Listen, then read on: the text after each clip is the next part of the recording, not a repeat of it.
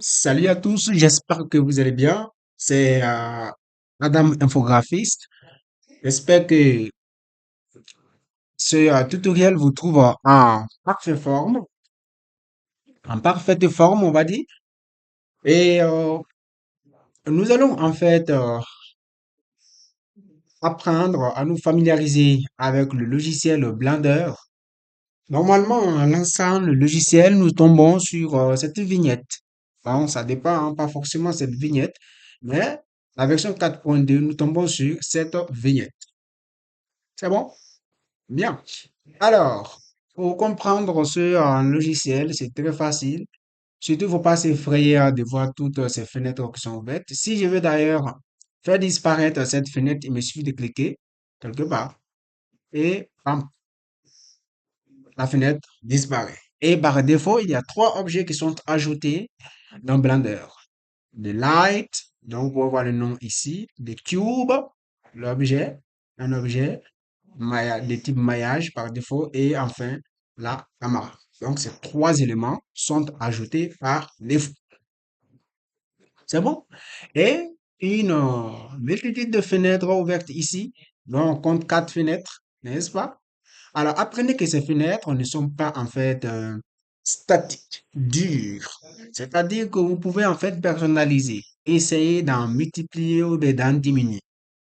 Est-ce que c'est bon? Voilà. Donc, ce n'est pas une interface qui est fixe, que vous ne pouvez pas modifier. Regardez, si je veux par exemple élargir, mettre plus en relief l'outliner, enfin la fenêtre qui affiche le nom ici, son nom c'est l'outliner. Voilà, je vais plus mettre l'outliner en relief, il suffit d'agrandir comme ça. Ça va? Comme moi, si je vais mettre le 3D viewport en relief, il suffit d'agrandir comme ça. Voilà, comme le timeline aussi, donc la ligne des animations ici. Vous voyez, on peut faire ce mouvement en venant simplement à l'interface et attendre que le curseur se transforme. Ben, le curseur se transforme en une flèche, en un trait à 12 flèches pour pouvoir glisser dans la direction désirée. C'est bon? On peut également essayer de multiplier sa fenêtre comme je le disais tantôt. Il suffit de venir ici, attendre que le curseur se transforme en plus et faire clic comme ça. Attention. Voilà. C'est bon? Bon, j'aimerais afficher quand même un raccourci clavier pour permettre aux utilisateurs de me suivre, n'est-ce pas? Donc ici, j'ai activé le Screencast Keys. N.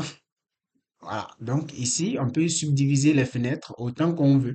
Donc dans la direction, ici, je vais dire verticale, comme horizontale. Ici, par exemple, il est ici. Voilà. Oui, très simple. Mais cette façon de dupliquer peut être difficile. Mais la façon la plus simple, c'est de faire clic droit, hein, et puis split vertical, se positionner à l'endroit désiré et échapper. Vous voyez? Encore. Bon, on fait clic droit, je vais splitter horizontal, venez ici, échapper. Voilà. Donc, multipliez la fenêtre comme ça et décidez. Ici, n'oubliez pas, ici c'est viewport, l'outliner, timeline, qu'on peut en fait passer à d'autres types de fenêtres, telles que par exemple le shader editor ici. Ensuite, on passera ici au UV editor. Ici, on passerait par exemple au Dub Sheet, n'est-ce pas? On passerait ici par exemple au File Browser. Vous voyez, on peut multiplier les fenêtres autant qu'on veut. Voilà, ça dépend du besoin, hein. Ça dépend du besoin en fait qui s'exprime, hein. Est-ce qu'on veut travailler par exemple en quoi? En vidéo, séquenceur vidéo ou bien quoi en fait? De personnaliser l'interface comme on veut. Ah, bon, on vient de multiplier les fenêtres. Ah, pour avoir peur, mais n'ayez pas peur. S'il y a une solution pour multiplier, c'est qu'il y en a aussi pour diminuer. Alors, si je veux fermer toutes ces fenêtres qui ne m'intéressent pas pour le moment, alors je viens toujours à l'interface, je clique à gauche, Join Area et je choisis la direction ici. Voilà. Encore, Join Area, clic droit, Join Area, la direction ici. Voilà, Join Area. Ou bien simplement vous venez ici et attendre que le curseur se transforme en plus et venir glisser comme ça. Fermez la fenêtre de cette façon. Vous voyez? Il vient ici. Attends que le curseur se transforme en plus. Et attention, voilà. Bon, enfin, je vais prendre clic droit plutôt, join et choisir la direction du bas. Voilà, join, voilà la direction de gauche, bon de droite en fait. Ensuite, join la direction de droite, join la direction du bas. Voilà. Donc, pour revenir en fait aux quatre fenêtres que nous avions, parce que ça suffira largement pour débuter. C'est bon? C'est bon? Ok.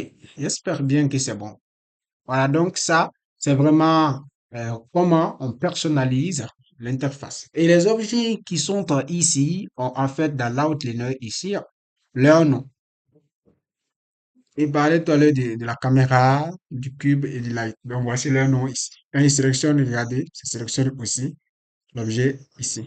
Bon, enfin, le nom de l'objet dans l'outline. Vous voyez? C'est synchronique en fait. Voilà. Bien. Donc, ça, c'est pour vous montrer comment vous pouvez personnaliser l'interface et l'utiliser comme bon vous semble. Maintenant, regardez ici. Vous voyez ce gizmo ou bien cette flèche d'orientation? Ben, c'est pas ces axes d'orientation. C'est vraiment en fait l'axe du monde, le repère du monde. Donc, on est dans un repère physique ici, à trois dimensions. Donc ici, si vous voulez faire des rotations autour du cube, il suffit de venir prendre un des axes ici et essayer de tourner comme ça. Voilà. Vous voyez, vous pouvez faire des rotations de ce genre autour de l'objet. Si vous voulez vous focaliser sur un axe particulier, il suffit de venir sur l'icône de l'axe et faire clic pour vous focaliser sur X par exemple, ici sur Z, là sur Y. Vous voyez? Alors, vous pouvez faire ce que vous voulez en fait. Ça, c'est bon. Ensuite, ici, vous avez l'icône de zoom. Donc, souvent, l'affichage est petit et vous voulez en fait zoomer pour rendre ça beaucoup plus grand. Il suffit de venir ici et essayer de faire clic gauche et venir comme ça. Ou bien double clic, venir comme ça. Voilà. Zoomer ou bien dézoomer. Zoomer, dézoomer. Ouais, très simple. Avec la main, on peut se déplacer, hein. C'est-à-dire, on prend en fait la scène et on se déplace. On va où on veut regarder. Je prends la main, double clic, et puis, allez, je déplace le monde où je veux. Souvent, et je perds le monde. Je perds l'origine, pardon, j'ai dit le perds le monde. Je perds le monde. Je perds l'origine de mon repère. En ce moment-là, si je vais me focaliser ou bien retrouver l'origine de mon repère, il suffit de prendre chiffre et C pour revenir à cette position. C'est bon? Ensuite, il y a la caméra. Voilà. Ici, c'est la caméra. Vous verrez lorsqu'on ferait des rendus. En cliquant ici, la caméra va se focaliser sur l'objet. Voilà, très simple comme ça. Comme ça, on peut se prendre une photo avec la caméra ou bien faire un rendu image avec la caméra. Ouais, et faire tout ici avec la caméra. C'est bon? Bien. Ici, c'est la vue orthographique. Je fais Shift C à nouveau encore pour me concentrer sur l'origine du repère. Ensuite, là, on peut faire différentes vues ici. Vue orthographique, vue d'axe. Donc ici, en cliquant ici, vue orthographique. Donc ces quatre outils ici, ça va. Ces quatre outils ici sont des objets de navigation. Ça permet de naviguer dans l'espace 3D. Je reviens à ma vue initiale. C'est bon? Bien. Maintenant que vous avez compris cela, on va passer ici aux outils. D'abord, l'outil ici, pour tool en anglais. Pour l'afficher, il suffit de cliquer sur T. T pour l'afficher. Et si vous voulez désafficher, T à nouveau. C'est bon? Voilà. Donc ici, le premier outil qui est sélectionné par défaut, c'est quoi? C'est en fait Select Box. Ah, c'est ça qui va permettre de sélectionner les objets. Regardez, quand je fais clic, je sélectionne. Clic gauche, je sélectionne. Vous voyez? Voilà, parce que l'objet select est en fait sélectionné ici.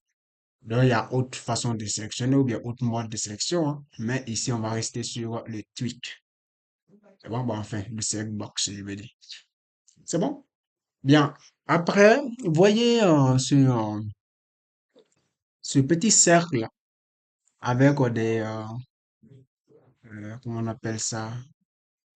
Des arcs de cercle en blanc et en rouge autour. On l'appelle le curseur 3D. Et si je veux déplacer le curseur 3D en quelque part, il suffit d'activer en fait le curseur 3D ici et partout où je me place maintenant. Le curseur 3D suivra. Oui, je me déplace où je veux et le curseur 3D suivra. Et comme j'ai dit, quand j'ai perdu, eh bien, je vais centrer le curseur 3D au centre de mon repère. Il suffit de prendre Shift C et le curseur 3D revient au centre. Donc ici, si vous voulez déplacer, mais une autre façon, il y a une autre façon de le faire. Il suffit de maintenir un Shift et cliquer où vous voulez pour que le curseur 3D puisse y aller. Vous voyez? Je me place à côté de la caméra ici, clique et ça revient. C'est bon? Ok, bien. Ensuite, nous passons à de, euh, l'onglet suivant. Il s'agit de l'onglet déplacement Move. Alors, le raccourci clavier pour le déplacement, c'est G comme grab pour déplacer. Donc, une fois que c'est activé, regardez, on peut déplacer l'objet sur l'axe de X, on peut le déplacer sur l'axe de Y, on peut le déplacer aussi sur l'axe de Z. Voilà.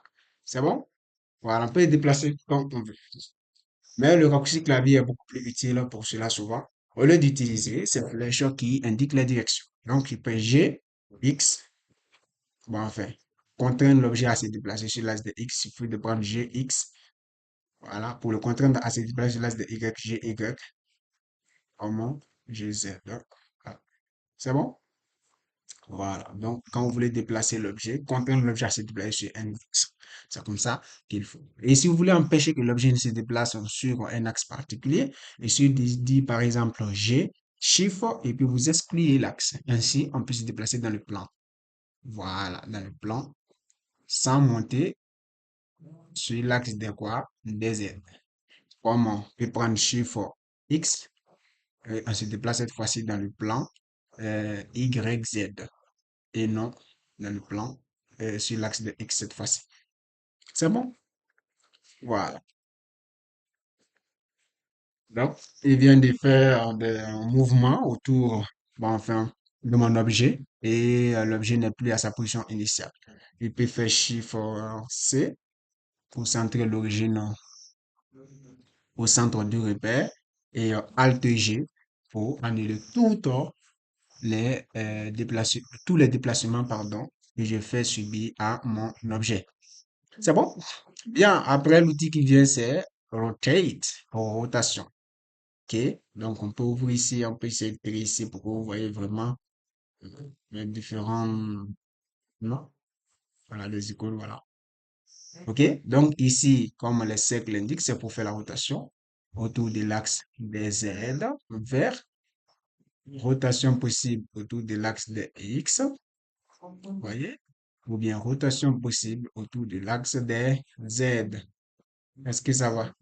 Voilà. Mais ce ne sera pas à nouveau encore pratique. Il fait Alt R pour annuler toutes les rotations. C'est le raccourci clavier pour annuler toutes les rotations. On prendra plutôt R et puis X par exemple pour contraindre l'objet à tourner autour de l'axe de X. Ou bien R, Y pour contraindre l'objet à tourner sur l'axe de Y. Voilà, l'axe de Y, c'est l'axe qui est sortant. Voilà, ici. CTRL Z. Ou bien sur l'axe des Z maintenant cette fois-ci. R, Z. Comme ça. C'est bon? Bien. Maintenant, si vous voulez faire tourner l'objet dans n'importe quel, suivant n'importe quel axe, il suffit de cliquer deux fois sur RR. Comme ça, vous pouvez tourner comme vous voulez à volonté. Voilà. Bien. Donc, ça, c'est l'outil rotation. C'est important. On peut pas modéliser, on ne peut pas donner différentes formes à nos objets sans savoir comment déplacer, par exemple, les points de cet objet et aussi comment aussi euh, faire tourner ces points autour de notre objet. Donc, c'est très important de savoir faire ces choses. C'est bon? Bien, ensuite, il y a la mise à l'échelle. Jusqu'ici, nous avons essayé de bouger l'objet, de le tourner autour de lui-même, mais nous n'avons pas, en fait, changé son échelle, c'est-à-dire sa forme, en fait. Ça a conservé toujours sa forme. Alors, pour lui faire changer sa forme, il suffit de venir dans Scale, activer l'onglet Scale, n'est-ce pas, ici. Et puis, en prenant, par exemple, le cube bleu qui est ici, on peut scaler ou bien mettre à l'échelle sur l'axe de Z, ou bien faire une mise à échelle sur l'axe des X, voilà, ou bien dans le plan carrément, en venant prendre ce carré et dans ce second plan X, Y. Et tout ça est un raccourci clavier pour ça. Ce sera pas pratique toujours de manipuler, comment on appelle, de manipuler avec des axes comme ça, ou bien avec des raccourcis visuels comme ça. Donc, c'est S qu'on utilise. S, par exemple, pour faire un L, S, et quand je veux scaler seulement sur l'axe de X, S, X, non, allez, fais des scales comme ça. Ou bien S, Y, bon, S, Z, on va dire, dans notre cas ici, pour que vous puissiez bien voir. Voilà. Donc, vous voyez, il suffit de prendre S et puis l'axe désiré. C'est bon? Je viens de modifier l'échelle de l'objet. Si je désire retrouver la forme initiale de l'objet, pour annuler, il faut faire Alt S pour revenir à l'état initial. C'est bon? Très bien. Alors, toutes ces trois transformations qui se retrouvent en haut ici sont regroupées en fait là. Voilà. Et donc, si vous voulez travailler à la fois le scale, la rotation et G, ce ne sont que des transformations. Donc, on les a regroupées ici. Ici, donc, G, ou bien on vous attrapez simplement la flèche comme ça et vous déplacez dans la direction désirée. Scale, le cube vert, voilà, comme vous l'aviez vu tout à l'heure. Là, pour scaler ou bien faire chose. Et les cercles là pour la rotation. Ouais, c'est très simple. Voilà, mais tout ça, on n'aura pas en fait à utiliser des raccourcis, bah, utiliser ces touches, n'est-ce pas? Parce que les raccourcis sont beaucoup plus rapides et efficaces. Alors, on va annuler cette transformation. Il suffit de prendre Alt et c'est le mouvement qu'on a fait, la rotation et le scale. Donc, mouvement, c'est grab. Donc, G. Donc, quand je prends Alt, attention, j'ai dit Alt, G, j'annule le déplacement Alt, R, la rotation Alt, S, j'annule hein, la mise à l'échelle. C'est bon? Voilà. Bien, attention, j'en ai fait encore. Bon, Alt, R, j'annule. Bien. Alors ici, il y a Annotate. Bon, Annotate, ça c'est un outil qui utilisera par exemple celui que vous explique le tutoriel. Par exemple, moi, si je veux par exemple expliquer quelque chose, je ne sais pas moi, la théorie de quelque chose dans Blender, je dirais par exemple que 1 plus 1 égale à 2, ouais. Ça peut me permettre d'écrire des choses du genre. Voilà. Ou bien je vais expliquer qu'il y a trois grilles. Voilà, ou bien il y a des cases, il y a des choses, vous voyez. Voilà, c'est ça que ça sert en fait, à noter des choses que vous pouvez utiliser plus tard. Bon, CTRL-Z, CTRL-Z, on s'en servira pratiquement jamais. Bien, maintenant vous avez par exemple un objet sous vos yeux et que vous désirez par exemple connaître ses dimensions. C'est là que l'objet outil mesure, l'outil mesure rentre en ligne de compte. Donc ça va permettre de mesurer l'objet. Est-ce que ça va? Ça va permettre de mesurer l'objet. Donc ici, pour connaître la dimension, bien, la distance qui sépare là et là, il suffit de venir me placer à ce bout ici et essayer de tracer. Voilà, en suivant l'axe. Vous voyez que exactement ça fait 2 mètres. Voilà. Ça peut être utile, c'est utile puisque quand vous finissez de modéliser vos objets, vous ne connaissez pas en fait peut-être souvent les dimensions. Ça va, ou bien vous connaissez, mais vous voulez vous assurer qu'effectivement ça fait les dimensions désirées. Donc, pour vérifier, il suffit de venir dans Object Mode et sélectionner l'outil de mesure et essayer de tracer. Donc, suivant l'axe de Y ici, l'échelle de l'objet est de 2 et Z ici, c'est également bon, de 2, hein. J'ai mal commencé. Il faut commencer plutôt là. Hmm. Voilà, de 2 également. C'est bon? Voilà. Donc, ça permet vraiment de prendre différentes mesures. Et là, c'est une option pour ajouter des objets à Blender. Là, également, Box Curve. Bon, je ne m'en sers jamais, mais il faut savoir que c'est un outil aussi qui existe. C'est bon? Bien. Alors, cela dit, il faut savoir que quand on est en Object Mode, ici, il y a certains onglets qui sont affichés. On peut les afficher, hein. Voilà, les enlever, quoi. Bon, peut-être pas. Bien, je ne ferai pas ça. Donc, je prends par exemple, je vais fermer, je vais réduire un peu cette fenêtre, n'est-ce pas?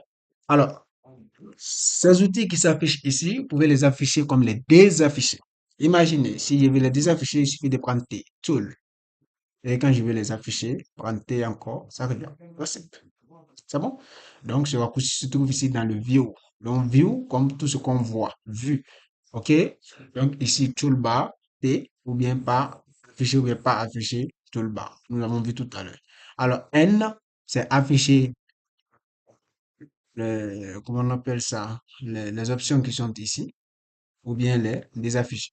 Donc, ici, vous pouvez venir également là, et faire clic, bon, en fait, peut-être pas, N, afficher, N, désafficher. Donc, tout ce qu'on peut voir ou pas voir, ici, ça gère dans les vidéos.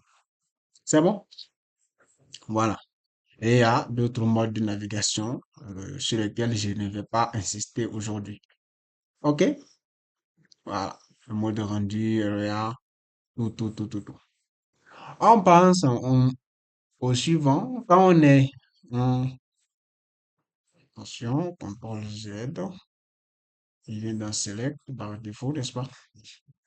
Quand on est en mode Object, il y a certaines possibilités qui s'offrent à nous ici de sélection. Donc, imaginez qu'il y a plusieurs objets. Là, il faut que j'explique ça là d'abord avant de revenir. Alors, les objets, si vous êtes en Object Mode, vous ne pouvez ajouter que des objets. Voilà. Donc, vous pouvez ajouter seulement les objets ici.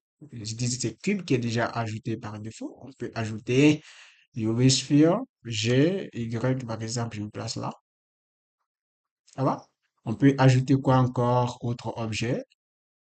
Texte, par exemple. Voilà. En tout cas, ce sont des objets. G, Y, quand il me place là, on voit pas bien, n'est-ce pas?